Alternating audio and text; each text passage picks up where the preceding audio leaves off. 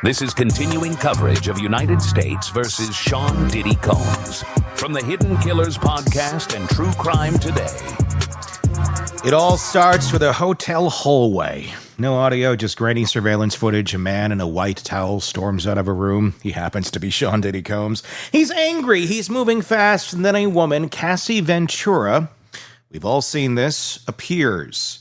He grabs her. She tries to get away. He throws her to the ground, drags her by her hair towards the room, kicks her. Then the footage cuts.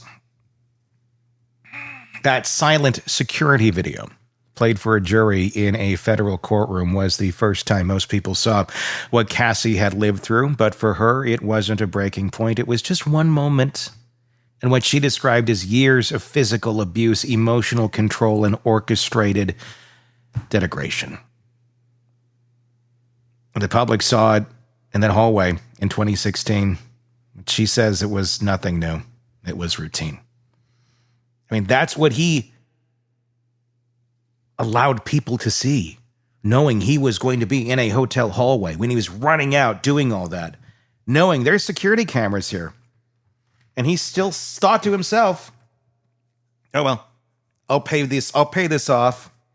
Nobody's going to find this out. And he did. And it went away for a little while. And then it came back. And it's biting him in the ass. And it's going to put him away for a very, very, very long time. We're going to break down all the testimony that Cassie Ventura gave in federal court this last couple of weeks. From start to finish, the testimony, the cross, everything. We're going to go through exactly what was said in court and why it matters for this case against Diddy. In the comments on YouTube, I'd love to hear your thoughts on her testimony, where this case is going. Is this one enough? Just this one. There's several counts against Diddy right now, and there's a witness that is missing. Kind of a big deal. Yeah. But Cassie's there. Cassie's telling her part, and that's a pretty big count against him himself. So I think he's going down on at least one of these counts. After you see his behavior towards one woman, and you start hearing about it against other women, kind of makes you start to think that, gee, maybe this is just how he treats women. Wild guess, isn't it? Let me know in the comments what you think. Press subscribe so you don't miss any of our coverage on this case and the many that we're following for you right here at the Hidden Killers podcast and True Crime Today. And if you want to follow the case strictly about Diddy, the downfall of Diddy, that is our podcast, where it is all just specifically about Diddy himself. So if you just want this case, that's the one to follow wherever you get podcasts. And of course, videos here all the time. So press subscribe in both places. So back to the testimony. Cassie testified that the result happened just days before, or the assault happened just days before she was scheduled to appear at a public event. One she couldn't miss. She told the court that she tried to avoid one of Diddy's so-called freak-offs. More on those in a moment, but he wasn't having it. Diddy had to have his way. He's a bad boy and he wants his way. Oh, poor Diddy. When she said no, she says he turned violent. That night she tried to leave the hotel. That's when the confrontation began, and that's when the lights, camera action took place and caught him doing what he's doing. But the footage didn't show what came next. The injuries, the bruising, the swelling. Cassie told the court she had to take an Uber home alone, still shaken, and cover her black eye and split lip with makeup in time for the red carpet. A public version of her smiling, polished, perfectly posed was a lie. She knew it. She didn't have a choice. On the stand, she said the thing that finally drove her to testify wasn't revenge, it wasn't attention, it was exhaustion. I can't carry this anymore, she told the jury. What's right is right, what's wrong is wrong. And then she laid it out. Cassie testified this wasn't an isolated event, this was a pattern. She described years of being kicked, stomped, dragged across floors, and hidden away. I mean, just think of that for a second. Think of that for one iota of a second. If you described any aspect of your relationship, even for 1 second, being like any of that, and this was an ongoing thing for years, you shouldn't be in that relationship. But when you're coerced, when you're groomed from the age of 19. And then you have someone who is threatening you in every which way, not only with murder, but if he doesn't kill you, he's going to expose you with these videos. He's going to ruin your career. He has power. He has money. He has henchmen. How do you get away from that? That's not love. That's not somebody just stuck in a trauma-bonded relationship. That's coercion. That's threats. That's basically sexually enslaving someone.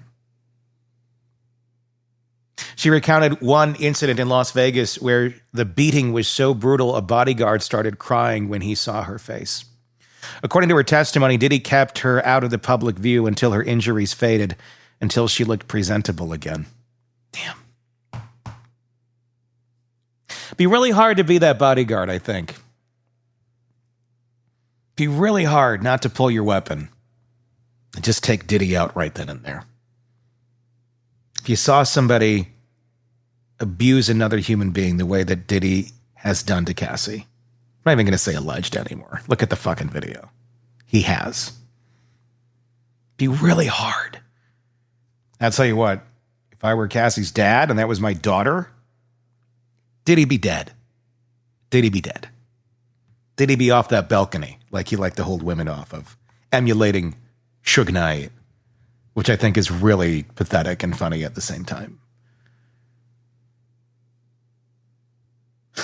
Jurors were shown photos of the aftermath. Black eyes, split brows, welts across her cheekbone. She said that sometimes she didn't know what would set him off. Other times it was clear, a missed call, a perceived flirtation, a moment where she said no. She also talked about the freak-offs, a term Diddy allegedly coined for multi-day sex parties he forced her to participate in. According to Cassie, these weren't consensual. These were scripted events where she was expected to perform with male prostitutes while Diddy watched. Sometimes he filmed, sometimes he directed, sometimes he joined in. She said it got to the point where her life revolved around them. There was no normal, no routine, just preparation, performance, and recovery. It became a job, she told the jury. I had to recover from it just to feel human again. So again, think of this a little bit when it's like, can you separate the man from the music? Well, number one, Diddy doesn't have a whole lot of great albums by himself. So that's not all that difficult. Diddy's music always kind of sucked. It was pretty much the collaborations with other talented people that made it good. And he knows that. That's why he had to constantly say, I like this.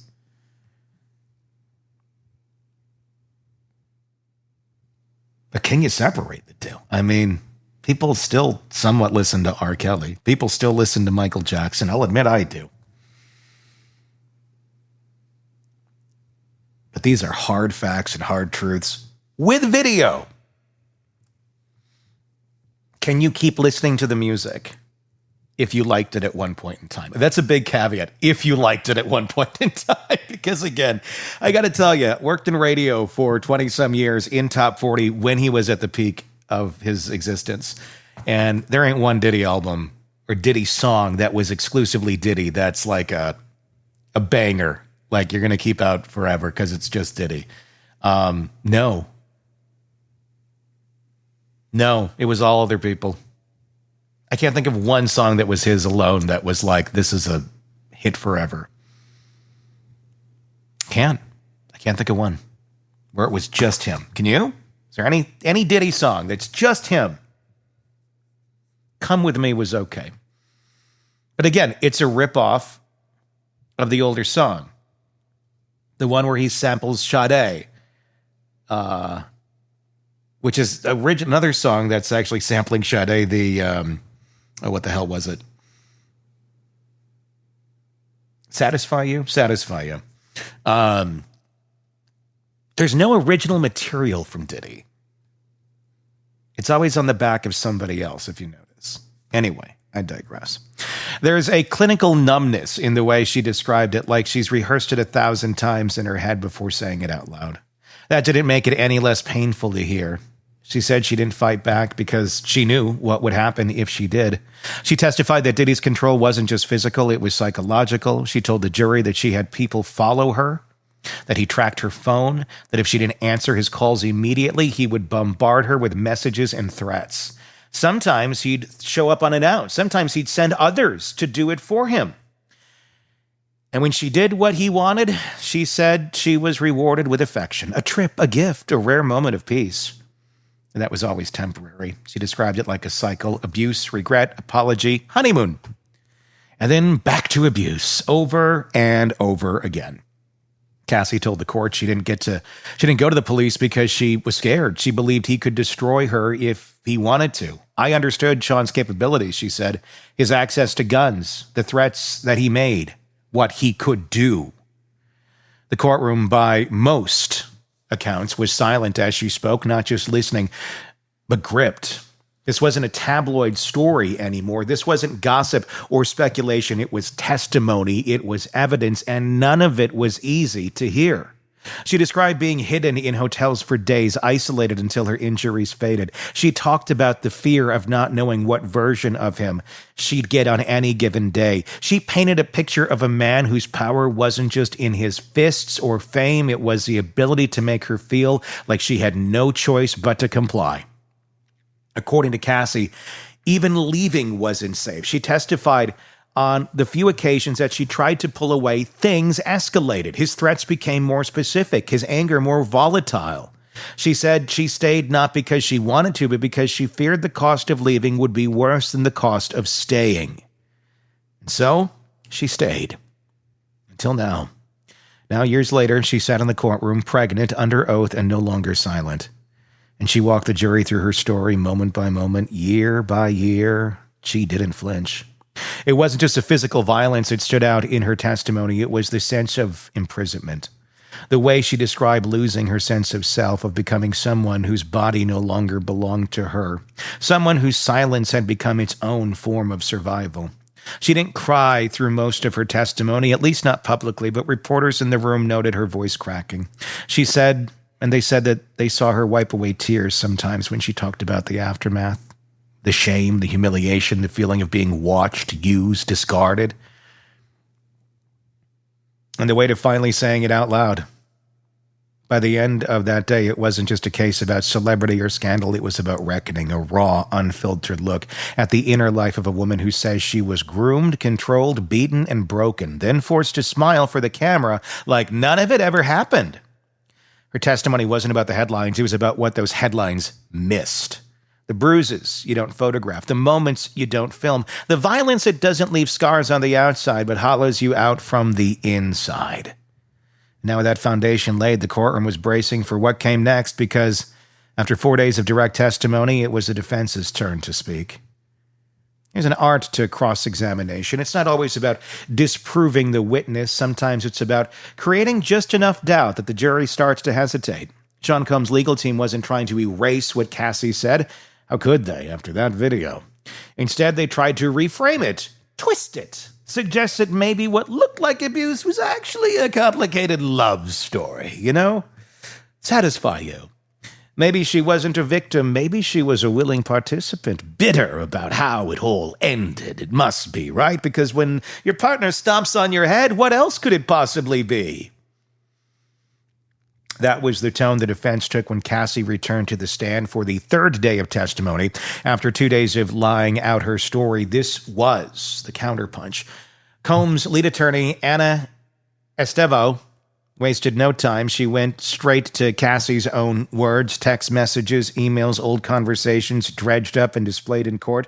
The goal was to prove that Cassie wasn't forced into the so-called freak-offs, but enthusiastically agreed to them. She liked them, asked for them, enjoyed the attention, and they had receipts. One of the first exhibits was a 2009 exchange where Combs texted, "When do you want to freak off? LOL." And Cassie replied, "I'm always ready to freak off." Another message had her saying she wanted things to get uncontrollable. On paper, it didn't exactly sound like someone in fear for her life. Estavo didn't just read these messages aloud. She made Cassie read them in a packed courtroom under oath with cameras and sketch artists recording every twitch. I should say cameras, no. There was no cameras in there. Sketch artists, let's stick with that. Recording every twitch of her jaw, every flicker in her voice. Cassie read those texts out loud. You could feel the discomfort in the room, paused at some of them visibly shaking, asking for breaks. But she kept going. Then she explained they were just words. She told the court it was easier to pretend than to be punished. Cassie didn't deny the messages. She didn't claim they were fake or taken out of context. What she said was that she played along because saying no was dangerous. Because if she made it seem like she was into it, maybe she wouldn't get hit that day. Maybe the night would end without bruises. She called it damage control. A way to get through it without provoking another explosion. Survival is really what it is. This wasn't a case of memory gaps or selective forgetting. She remembered it all, and she did not flinch from the contradictions. Cassie said she learned quickly that resistance made things worse, so she adapted. The messages, she explained, weren't consent. They were a survival strategy. That explanation may not have been satisfying for the defense, but it landed with a certain weight, especially coming from someone who had already shown the jury what those punishments looked like. But the defense wasn't finished. They moved on to the days after the 2016 hotel assault, the one caught on video. They pulled up text messages from just days later, showing Cassie and Diddy exchanging tender messages, planning a vacation, saying, "I love you." Why, the defense asked, would someone go back to their abuser? Why would you keep saying you love him? Why not run? Go to the police. Blow the whole thing open. Ask anyone who's ever been the victim of abuse why they didn't just expose the abuser. Well, ask someone who doesn't have Diddy as their abuser. Ask someone who has, Daryl Fucklemuck, who's just a complete idiot a-hole that is high on meth every day and abusing the crap out of his partner, who stays. Ask her why she doesn't run. Ask her, when that person who you think really doesn't have much power, ask why that person thinks that person has power. Ask about the abuse they've endured. Ask about the threats they've received. Ask about how they have been so belittled in their mind that they feel that they have no way out of this situation. Or if they have kids, they're protecting the kids. Of course, the defense attorneys know this. They're just doing their job.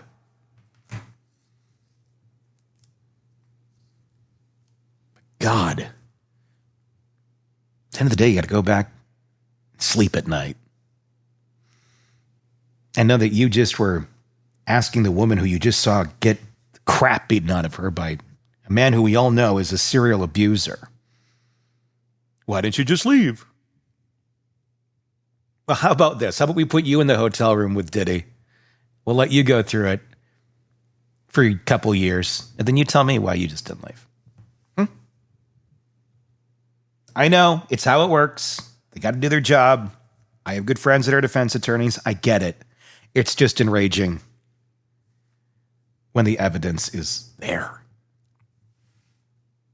So Cassie's answer, why didn't she leave? It was sharp, because that's how abuse works. In parentheses, you effing morons. Okay, she didn't say that part, but I'm sure, you're thinking that. She talked about the cycle, how after every blow-up came an apology, a moment of calm, gifts, promises, affection. She said she wanted to believe it could be different, of course. That maybe if she stayed quiet, played along, did what he wanted, it wouldn't happen again. But it always did. The defense shifted gears. If they couldn't make Cassie look like a liar, maybe they could make her look like a jealous ex. They pointed to the fact that Combs never acknowledged her publicly as his girlfriend, even while dating other women. That he continued seeing the late Kim Porter while still involved with Cassie. That he had other partners, always had, and that Cassie, despite this, stayed. Does that work out well for you if you're the defense, just really showing what a philandering POS Diddy is? Oh, this makes him look better.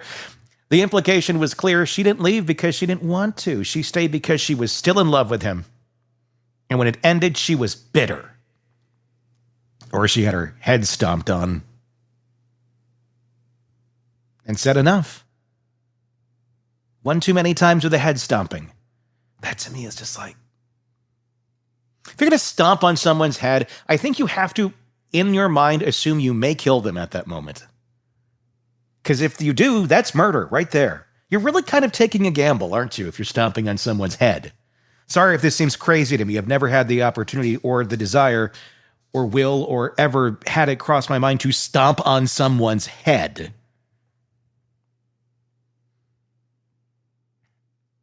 Believe me, if Diddy was down there, might give it a shot. Cassie didn't deny being hurt. She didn't deny wanting to be his priority. But she said what cut deeper wasn't just infidelity, it was hypocrisy. That she was expected to be exclusive while he wasn't, that he punished her for things he did openly, that he lashed out when she tried to explore her own independence. Which brings us to Kid Cudi, or Cudi. The courtroom got quiet when the name came up around 2010 during a brief separation from Combs. Cassie started dating the rapper. It lasted less than a month, and according to Cassie, Combs found out and made threats. Shortly after that, Kid Cudi's car exploded into his driveway. Oh yeah, and Diddy had threatened to blow up his car prior to the car blowing up. Coincidence? Cassie testified that she believed the two events were connected, that she ended things with Cudi because she was afraid of what Combs would do. The explosion never officially tied to Combs, hung in the air like a warning. Nobody needed to say it out loud. The implication was enough. Then there was the Chris Brown incident, or rather the rumor. Cassie told the court that one night at a club, Combs accused her of dancing with Brown. She says it never happened, but that didn't matter. He was enraged, jealous. He didn't need proof. Just the idea was enough to trigger a meltdown that maybe Cassie's going to go to another abusive male and be controlled by him because, she's able to do it with you. And unfortunately, victims of abuse end up repeating their own patterns of who they go to. Hope that she's broken that by now. It looks like she has. This, Cassie said, was her reality. Constant suspicion, surveillance, accusations. She testified that Combs took her phone regularly, read her messages, questioned every contact, even imagined ones.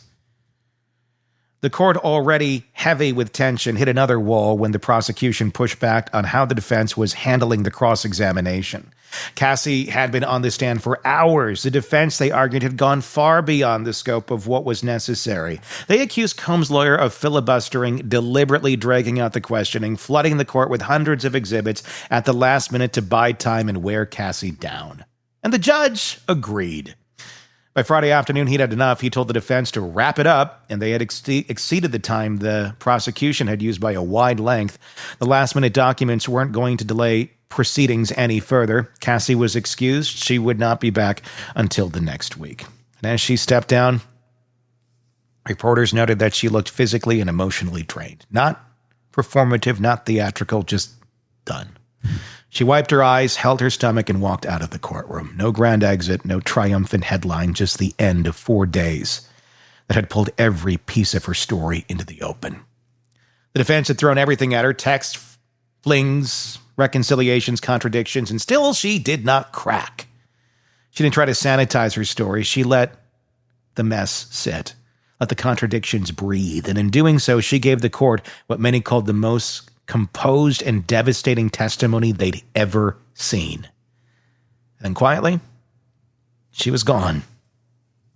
And Diddy was left. Left to deal with the aftermath of his bad boy, in air quotes, behavior. I go with more like sadistic, evil, maniacal, devil on earth behavior. Bad boys jaywalking. This is like, you probably shouldn't be breathing the same air the rest of us are. You're polluting too much with your carbon monoxide. We gotta kick you out of this planet. I'm sorry. So that was Cassie's testimony in the trial of Diddy.